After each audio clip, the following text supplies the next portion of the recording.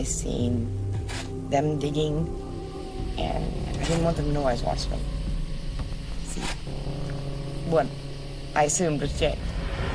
And they came back, and I said, hey, where's Jay? And he goes, Jay ain't gonna be coming back around.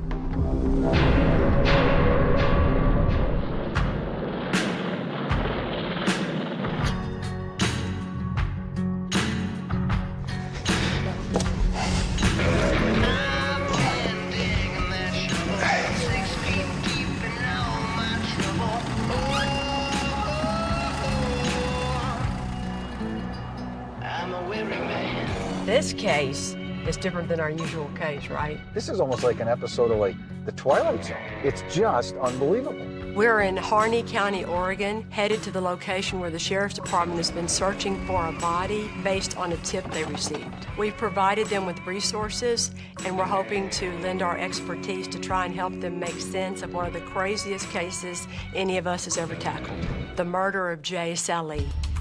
He was only 31. He's kind of a transient type guy. I think he just moves around and works on these ranches. His family, who didn't live here, had been talking to him, and Jay tells them, hey, I'm working on this cool ranch out in Oregon. I made some friends. John Jay Sallee was an adventurer. He liked cars and music and the outdoors. In October of 1993, Jay told his mom that he had just gotten a new job on a ranch in eastern Oregon. She never heard from him again. It was like he just vanished. He's reported missing by his sister and his mom, but they don't even know what county this ranch is in he's working on, and that was part of the problem. Police investigated Jay's disappearance, but with no real leads, the case went cold. Then in 2015, 22 years after Jay went missing, everything changed. A woman, angry with her ex-husband, told police that her ex-husband and another man shot and killed Jay and then buried the body. I got there in time to see them take off Jay's jacket, and it happened in such a quick motion, Jay being down in that hole. Even more shocking, her ex-husband, when questioned by the police, admitted to his involvement, but told the police that she was the one who ordered him to kill Jay. She says, you guys need to take care of him. And I don't want him gone, I want him dead. And if you guys don't kill him, I will. And not only that, he claims that the other individual was the one who pulled the trigger. The problem with this case is that it's like a nasty world of suspects who are also your witnesses and your keys to your case, and they don't really have good credibility, which makes going back in time and putting the pieces together that much harder, right? Yeah. People think that once you get a confession, it's case closed. But in reality, it's not that easy, especially when you have multiple suspects telling conflicting stories. But that's something that I have a lot of experience building a case on. Who was the mastermind behind Jay's murder? Who pulled the trigger? And where is Jay's body? Of all the cases we've ever worked on, this is the most hopeful I've ever been, that we really might find a body. Don't you think? Well, there's the million-dollar question. It has been 16 years and still no answer. Police consider her killing a cold case. Years later, the case is still unsolved. I've chosen cold cases from across the country and teamed up with the best detectives to solve them. We're more determined than ever to bring justice to these victims. How you doing? Doing good. Good. Hey. Hey, Sheriff. Brian, good to meet you. Nice to meet you, sir. How are you? Mike Irvin. Hi, Mike. Hi, Brian. Nice to meet you. I'm Jennifer Hall. Hi, Jennifer. I'm Kelly. Very nice to meet you. And this is Pocket. This is Pocket. What kind of dog is Pocket? She's a Parson Russell Terrier. Okay. So, Sheriff, what you got going on out here right now? We've done quite a bit of digging for over 3 years to try to find this gentleman. We're thinking of somewhere in this area beyond the shed. Through your folks' help, we're able to bring in a good dog team, and we might be able to narrow down our location. The moment we pass away, we basically start to liquefy and our bodies start creating a different enzyme. So this is a dog that's trained to smell for those enzymes. So we've got something that's 24 years old, so the scent is going to be very hard to find. But she has a history of successful finds. Okay. We're not going to stop. We're going to find him. All right, let's go get to work.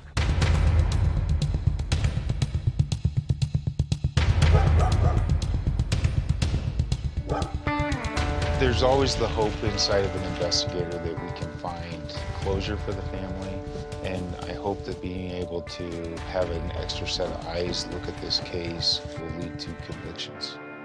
Mike, can you walk us through how this whole investigation kind of came to y'all's attention? So back in 2015, we got information from a female named Lori Lynn Sallee that her husband at the time, Kenneth Sallee, and a fellow called Ed Nice, had actually killed Jay. I asked Kenny, I said, hey, where's Jay? And he goes, Lori Lynn, I'm only gonna tell you this once. Jay ain't gonna be coming back around. And I said, I don't wanna know which one of you it was. I don't wanna ever know. According to her, she never really knows who the actual shooter is. But she had witnessed Jay's body being buried on their property. Okay. And remind us why it was that all of a sudden Lori picks up the phone and calls. Because she's mad. They were going through a custody issue, and that led to Lori Lynn coming forward. I'm not doing this as revenge, or I'm not lying about any of this, and it just makes me angry what he's done to my family. It's crazy to think that Lori Lynn kept a secret about what happened to Jay and his murder for 22 years. She must have been pretty upset with her ex-husband to turn him in, and pretty confident she was only ever going to be looked at as a witness. But ultimately, it ended up making her one of the main suspects. Give us your players in 2015. Obviously, Lori Lynn, Kenneth, and then one of Jay Sallee's friends, Ed Nice. At the time, and they get involved in some criminal fraud type stuff as a group. Okay. We called them the skis. It was the skis, and we get somebody's ID and have stolen checks that you've been collecting. When you set up the skis, you go to the post office in another town. During her interview, Lori Lynn admitted that she, her ex-husband Ken, Ed Nice, and Jay Sallee were all involved together in an illegal theft scheme. There was a conflict about splitting up the stolen property, which was the motive for Ken and Ed to kill Jay and bury him on their 1,200-acre property. But that wasn't the only issue they may have confronted Jay about. Lori Lynn said that a week prior to the killing, Jay had tried to force himself on her. She also tells her husband about the alleged sexual assault. Since Jay is dead, the police didn't actually investigate Lori Lynn's complaint that he tried to sexually assault her. But her claim alone could have given her husband at the time, Ken, an additional motive to want Jay dead. So we actually have two potential motives at play here. Okay, Kenneth Sallee. Just put it right by it like that? Yeah, that works. The investigators' next step was to talk to Lori Lynn's ex-husband, Ken Sallee. And they discovered around the time that Ken and Lori Lynn separated in 2002, he underwent gender confirmation surgery and changed his name to Kimberly. She was struggling with this internal guilt, and when Kim and I talked, she basically gave us a rundown of what happened. I've done a lot of soul searching, and I'm just gonna lay it out there the best I remember it. Her version is that she was not the shooter, but she was there, that she knew that Jay was going to be murdered. We went out in the bread van. Ed had the pistol, and then he emptied the clip in the back of Jay's head. Kim made the statement that Ed was the one that blew Jay away, but Lori Lynn pulled the strings. And this is when Lori Lynn went from witness to suspect. Yes. The gun is her gun. It was a wedding gift from Ken to Lori. According to Kim, Lori Lynn is the one that set the gun on the table and says, I want him dead, and if you guys don't kill him, I will. See, and I think that's like one of the most important parts. Lori Lynn claims she didn't know anything about Jay's murder until she saw his body being buried. And she did turn her pistol over to the FBI, but if Kim's story is true, then Lori could be charged with Jay's murder along with whoever pulled the trigger. And last we have Ed Nice. Y'all haven't talked to him yet. Right. What was the relationship between Ed and Jay? How'd they know each other? Ed picked him up hitchhiking. They became friends. They lived at the same place, lived Yes. together. And how about prior trips to prison? He's got drug priors, fell in possession of a weapon. The plan that they concocted, if anybody ever asked about Jay, say that I put him on a bus. Put him on a bus. And that came out of Ed's mouth according to Kim? Yes. I like that one. This case presents a unique challenge because even when suspects admit their involvement in a crime, they usually minimize their role and maximize the involvement of everybody else, which is why the law states you cannot convict somebody based solely on the testimony of a co-conspirator. All right, guys, that's a pretty good board. Our focus will be to reinterrogate all the suspects to pick apart their stories, trying to identify details that might be corroborated by another witness or by an independent fact. Without that, we're never going to figure out the truth behind Jay's murder, and none of these people will ever be convicted.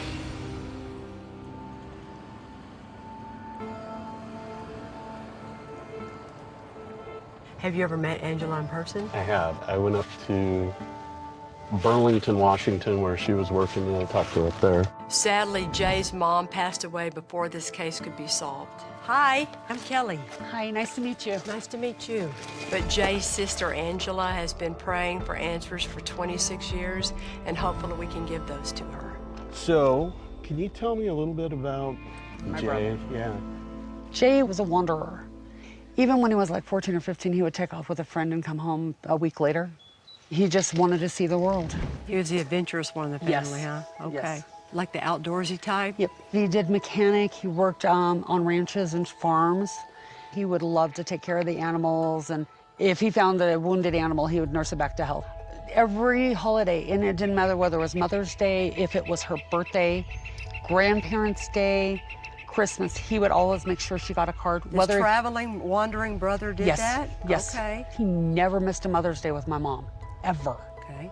Our whole family misses him. My mom died 3 years ago not knowing what happened to him. She ever talked to you about that? All the time. When she was in the hospital, she would ask every day, have you heard anything? And I'd have to tell her, no, we're working on it, but I haven't heard anything yet. My mom passed away in September 2015, and all she wanted to know is what happened to Jay. I want to put closure for our family. I want to do this for my mom, and I want to do it for me. I mean, I miss my brother. I love my brother. I just wish I could hold him one more time. I would never stop fighting for somebody I love. We're going to try and see how far we get as far as getting real hard answers to what happened to your brother. Okay. Okay? Yes.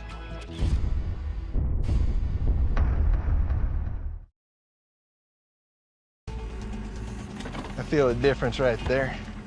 Keep working. Good girl.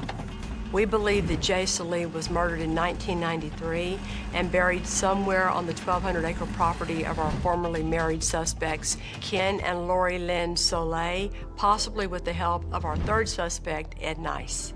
But the questions remain: who was the mastermind, who pulled the trigger, and can we find enough corroborating evidence to prove it?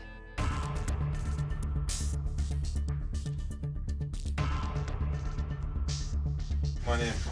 Kimberly. Hi, I'm Kelly. This investigation is very different for us, and so is our approach. First, we want to reinterrogate Ken Soleil, who now goes by Kim. In the past, she's admitted to helping set up the crime and dispose of Jay's body. But she claimed that it was Lori Lynn's idea and Ed pulled the trigger. You kind of went through the whole story with us. We just kind of want to go through it again. We need to hear Kim's story again to analyze the details for inconsistencies and try to figure out if she's telling the truth or if she played a bigger role in Jay's murder than she admitted to.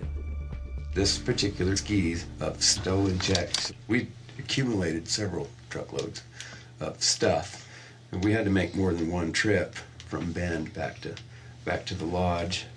Jay stayed with Lori Lynn in a hotel room while Ed and I made one drop.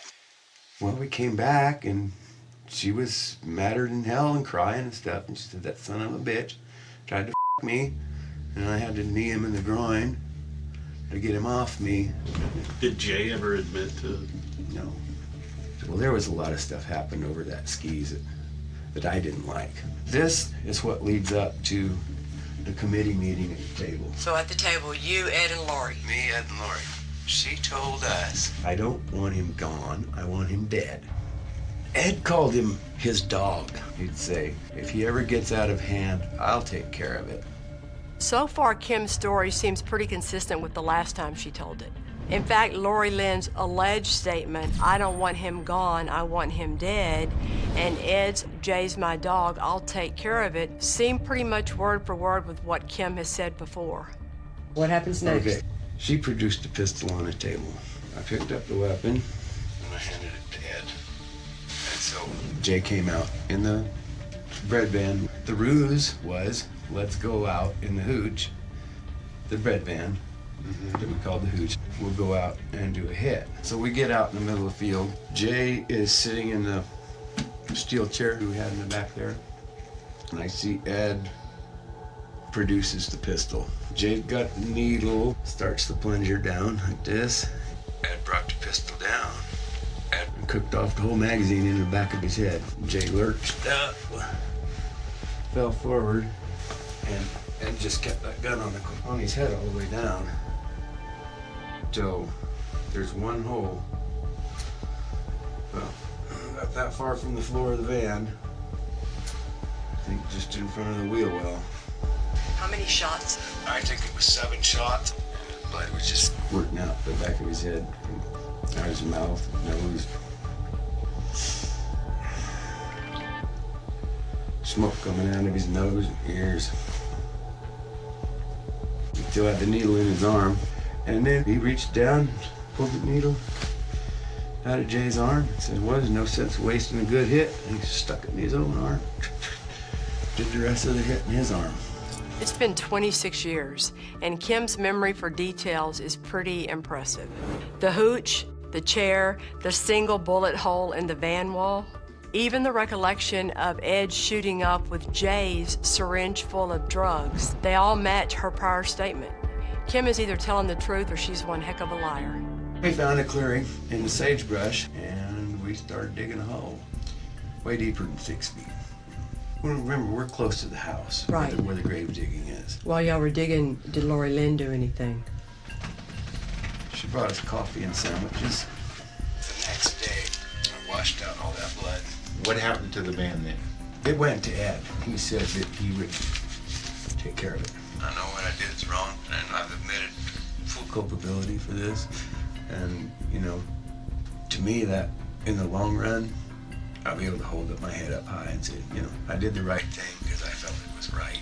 Kim's claims alone are insufficient to convict either Lori Lynn or Ed for murder. We're going to need corroboration for that. But Kim's admissions or confessions on herself don't require corroboration and should be enough to charge her. But first we want to put Kim's story to the test, so we're going to go on a field trip.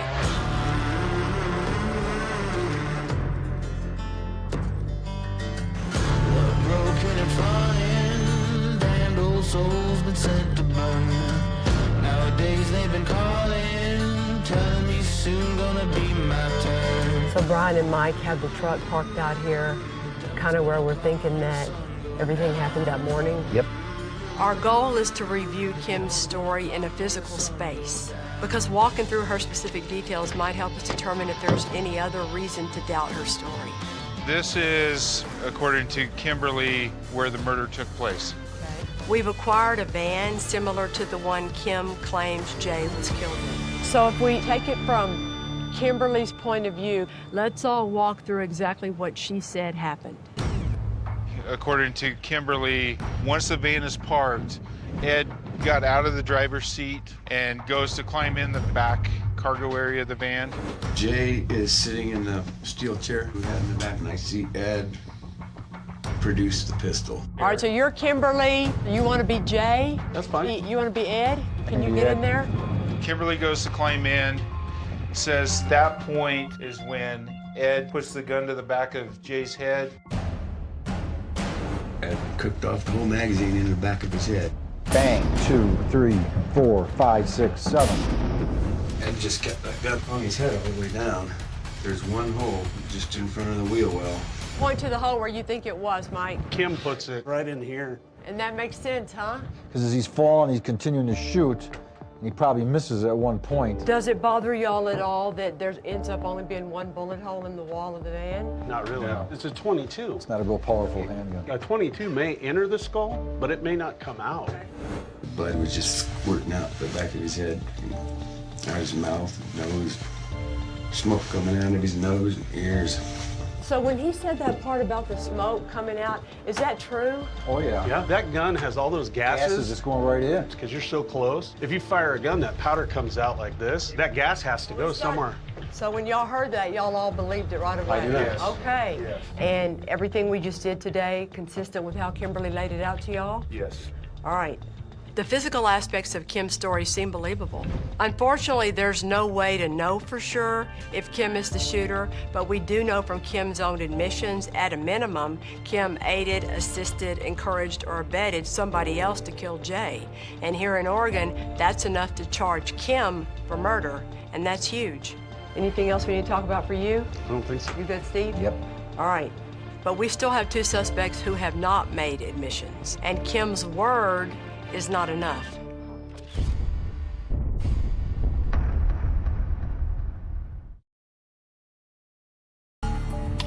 Based on her own admissions, we feel there is enough evidence to charge Kim Sallee for her role in the 1993 murder of Jay Sallee. But we still have a lot to do before presenting this case to the prosecutor. Texas girl, let her work.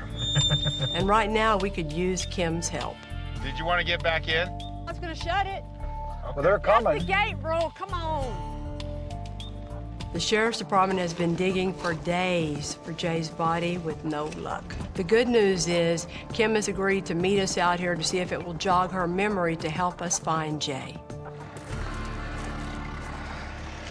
So to let you know, I'm going to record again while we're out here. Okay. I think it's the same foundation. This is where the dog kennels were, out here. But it's been resited. It was a tin shed before with a flat roof. So where was the van parked? Van would have been parked over here by the dirt pile.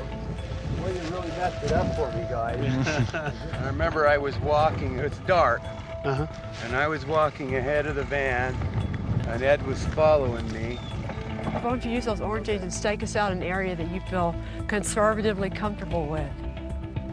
Well, we went past the well house, and we crossed this line of rocks, right? Okay. So I'm gonna say here. Okay. And then once we passed the line of rocks, we started turning the truck this way. I wanted to say it's on this cinder rock trail. Okay. This area is huge, but Kim has pinpointed a new location for us to dig.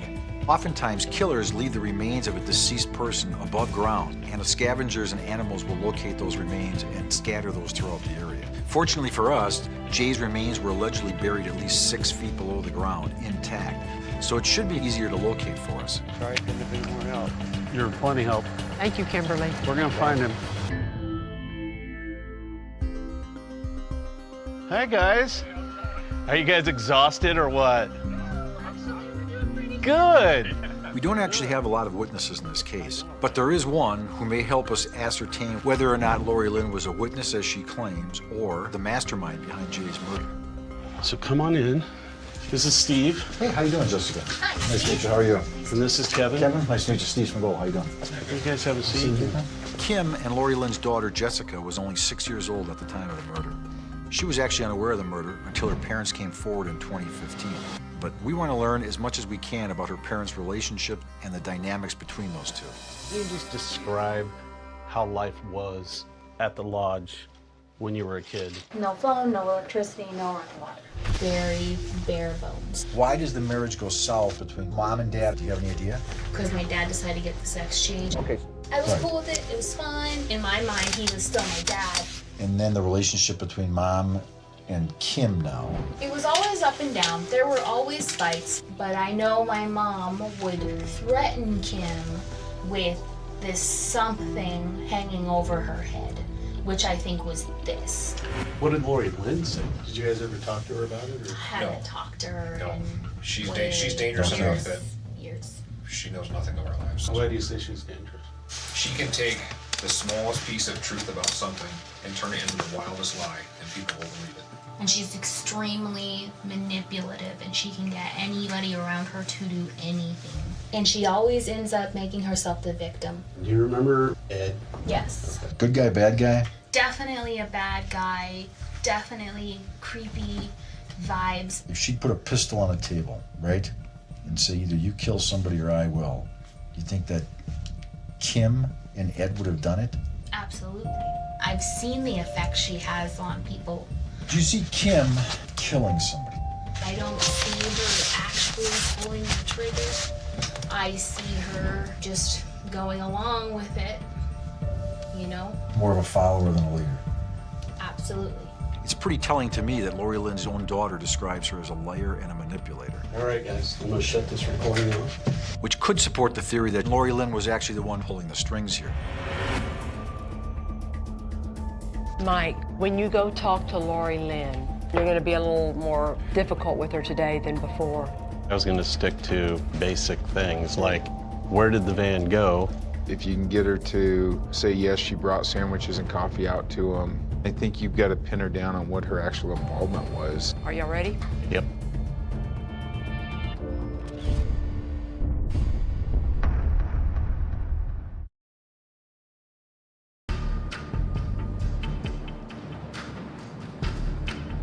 How you doing?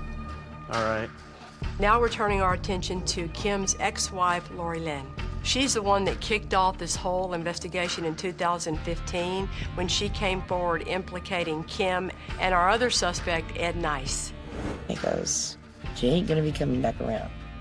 And I said, "I don't want to know which one of you it was."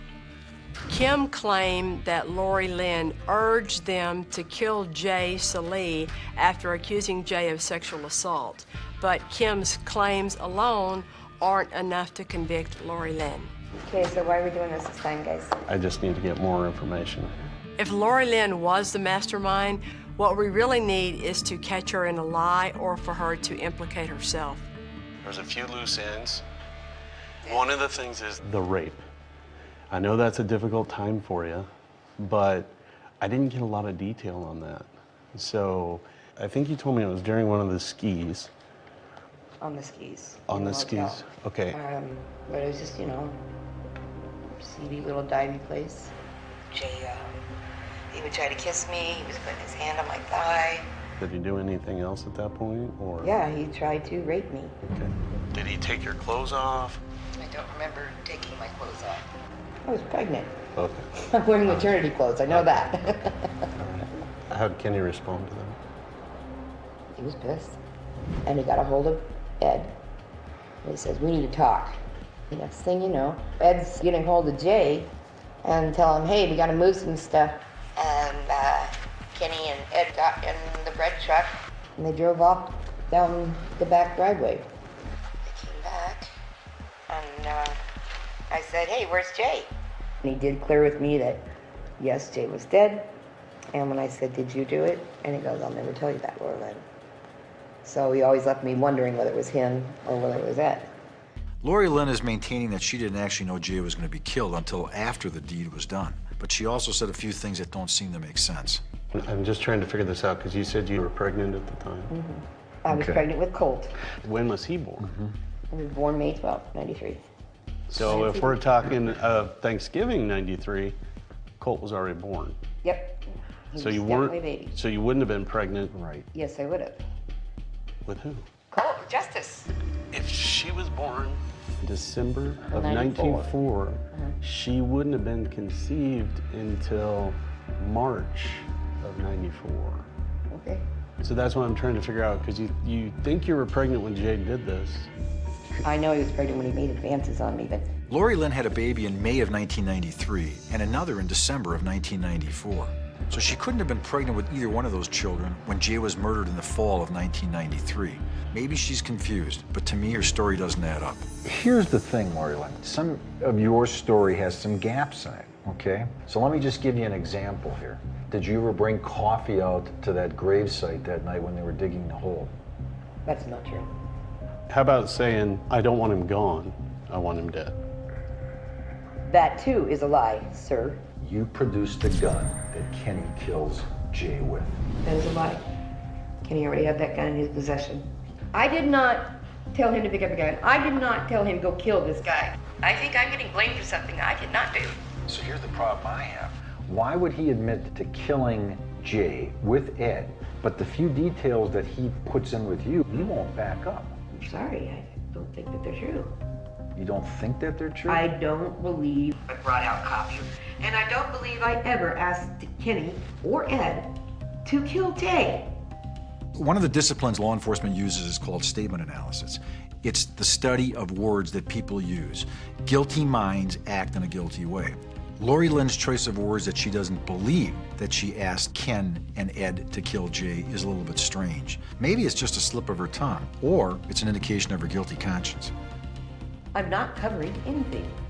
I'm not going to back down and admit to something that I don't believe happened.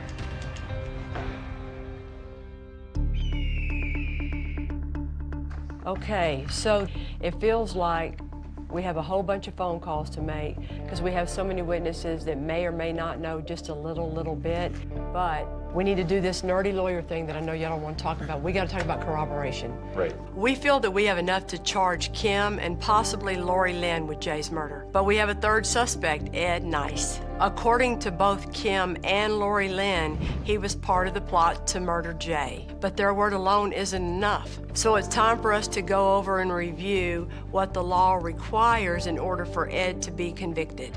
We have 3 suspects that are co-defendants. The law assumes that they're going to minimize their own involvement, they're going to make themselves look better, and they're going to lie about what they did and put it on the other people. So what the law adds is the requirement for each and every different individual defendant to have to also have some corroboration in there.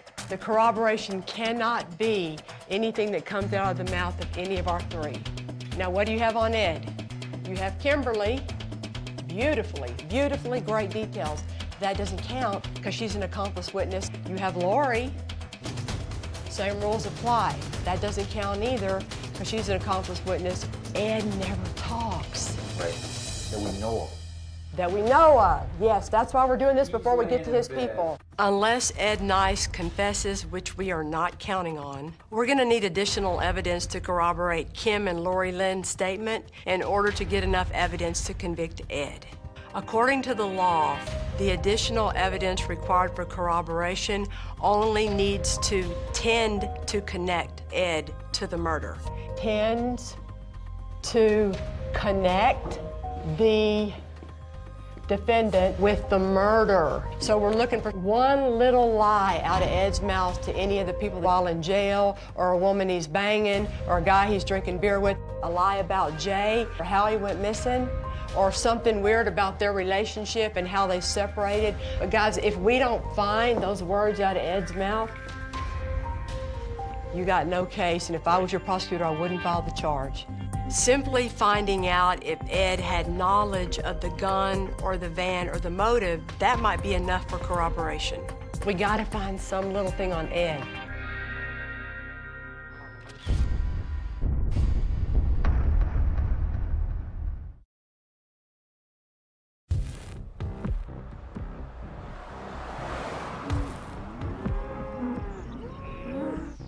None of these people off of Ed's list of friends are local. And we can start calling all those people because we still got to find corroboration from somebody. If we're going to build a case against Ed Nice for the murder of Jay Sallee, we need to find corroborating evidence that tends to connect him to the crime, like knowledge of the gun or the motive or the van. So our first plan is to try and find everybody that we can from Ed's world, but it's been 26 years, so that's going to be tricky. Hello. Hi, is this Heidi? Not even close. Okay, I'm sorry. Thank you. Thank you for calling McDonald's. Tony speaking. How can I help you? Oh, sorry, I must have the wrong number. The number you dialed has been changed, disconnected, or is no longer in service. Have you ever met Ed? I've never met Ed. Okay. Catherine is dead. She died January 6th. Oh, Hey, is this Bernie?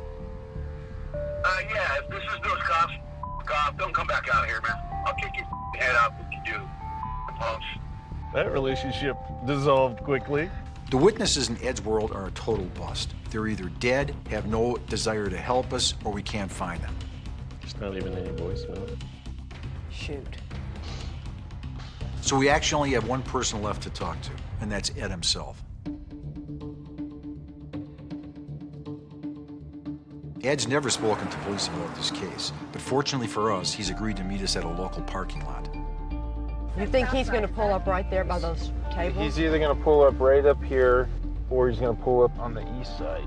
We don't actually think he'll make a confession in this case, but we're hoping he says something that tends to connect him to the death of Jay. And the longer we can keep him talking, the better our chances are.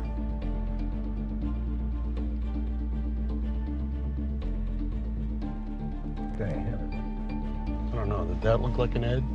No, maybe 30 years ago, minus about 400 shots of meth. Yeah.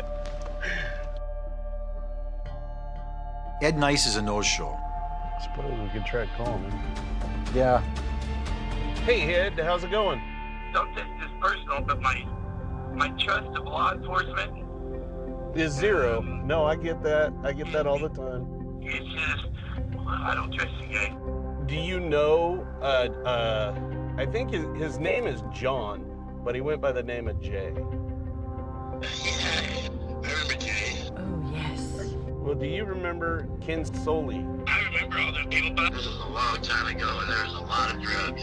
Were you guys friends at all, you and Jay, or? Yeah, we were friends. Do you remember what happened to Jay? Did he just? I don't remember at all.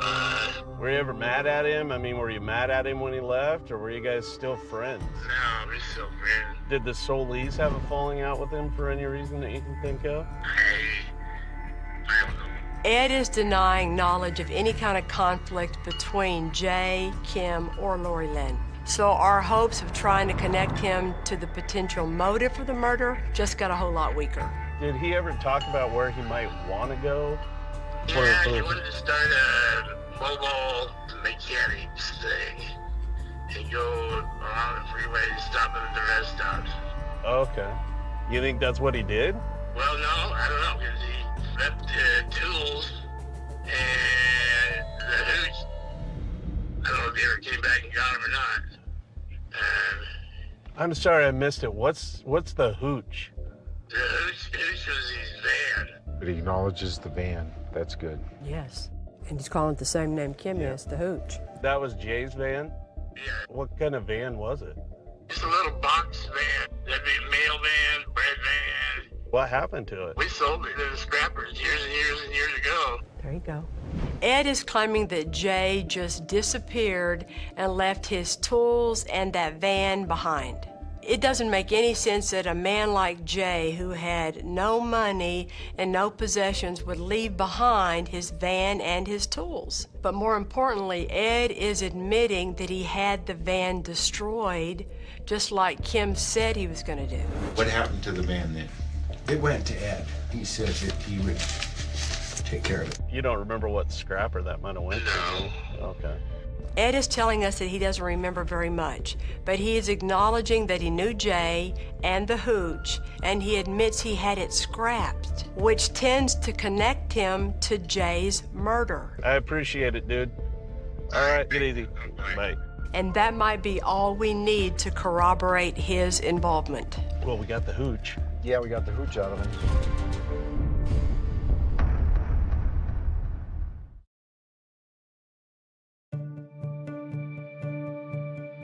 It's been 8 days, and even with volunteers, cadaver dogs, and tips from our suspect, local law has still been unable to locate Jay's body.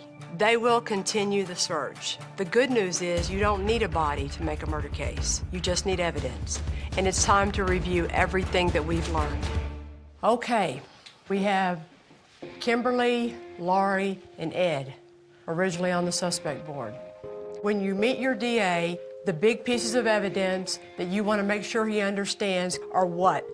Kimberly was able to recall details consistently during every single interview. Yes. This case is made on the dirty details that Kimberly provides.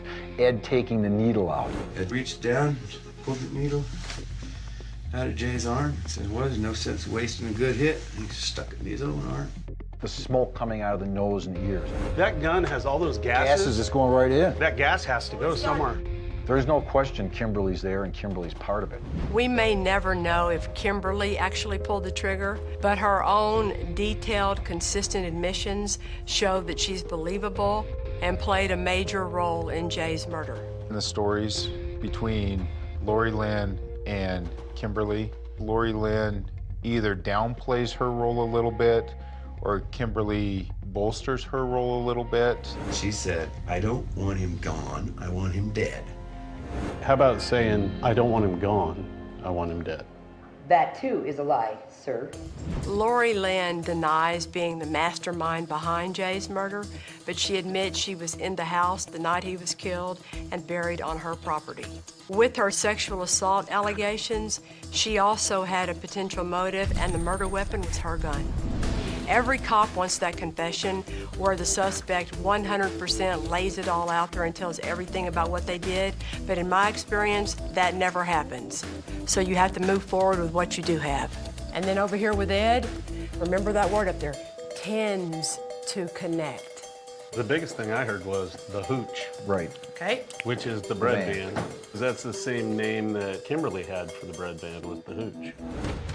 Left tools and the hooch. I don't know if he ever came back and got him or not. Why would somebody as poor as Jay leave that behind? Exactly. And you asked him as a follow-up, did he ever come back and pick it up, and what did he say? He said, no, it got scrapped. We sold it to the scrappers years ago. And why would he say that it's with the scrapper? Because he knows what that van means in the middle of this story. All we needed to corroborate Ed's involvement was evidence that tends to connect Ed to the crime. And we believe we found it. What are you going to ask your DA knowing all this? To present it to the grand jury for an indictment of murder. Let's go.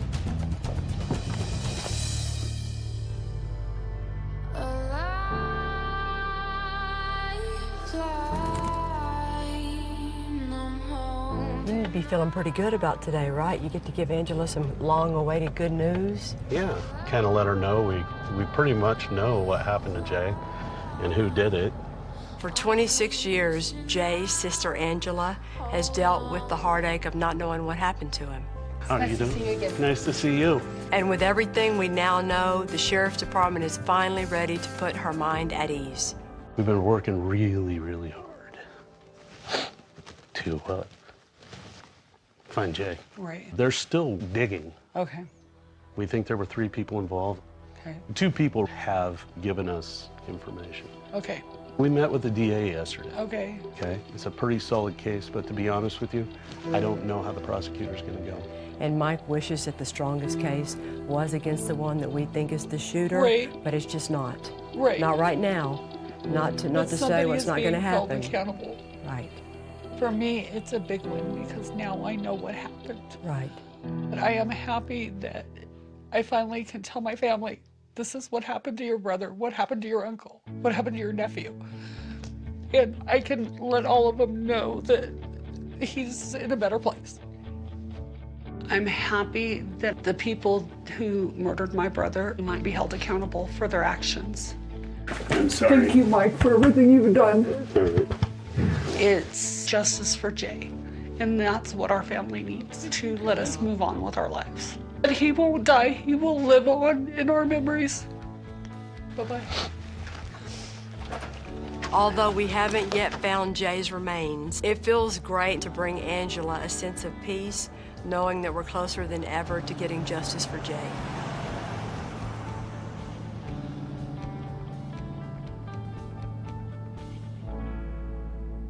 For more cold justice, go to oxygen.com.